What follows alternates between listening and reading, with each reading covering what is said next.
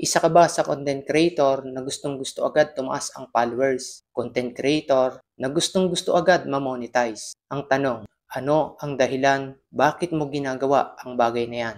Marami sa ating mga content creator, maging ako, gustong-gustong gumanda ang buhay. Gustong-gustong mabago ang kinalalagyan dito sa content creation. Sa pamamagitan ng pagiging isang content creator, umaasa tayo na magbabago ang ating kinabukasan. Umaasa tayo na matutulungan natin ang ating pamilya.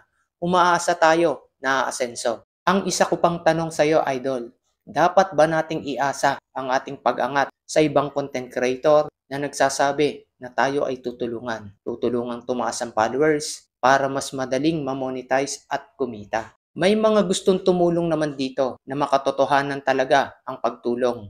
Gusto nilang mapaangat agad ang followers mo.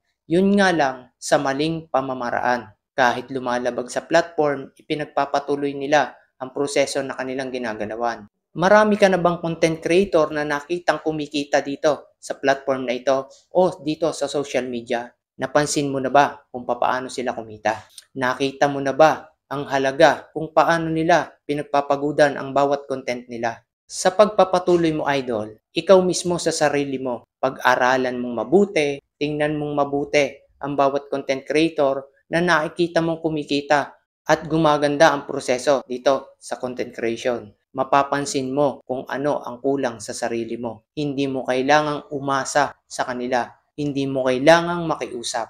May nakita ka na ba dito na content creator na malaki ang kinikita kahit walang masyadong upload at patuloy lang nagpapataas ng followers? At may nakita ka na bang content creator dito na halos walang kinikita kahit napakarami ng upload ng mga content? Bakit ko nga ba itinatanong sa iyo ang mga bagay na ito, idol?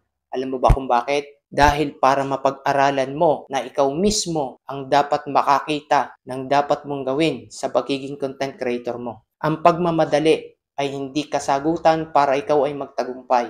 Ang pakikiusap ay hindi rin kasagutan para ikaw ay magtagumpay.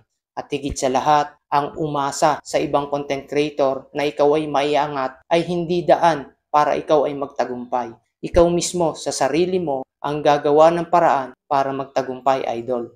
Ang mga content mo ang magdadala sa iyo sa pag-angat mo. Ang mga content mo ang tulungan mo para iangat ang sarili mo. Kapag nagawa mo yan, idol, sa maniwala ka at sa hindi, darating ang panahon, hindi mo inaasahan, marami ang susuporta sa mga content mo. Marami ang magiging followers na hindi mo inaasahan. Hindi mo na kayang pigilan ang pagtaas ng bilang ng followers mo kapag dumating na yung panahon na ikaw mismo nakita mo kung paano ka huhusay sa pamamagitan ng content mo. Mag-focus ka lang, idol, sa paggawa ng content. Maniwala ka sa sarili mo.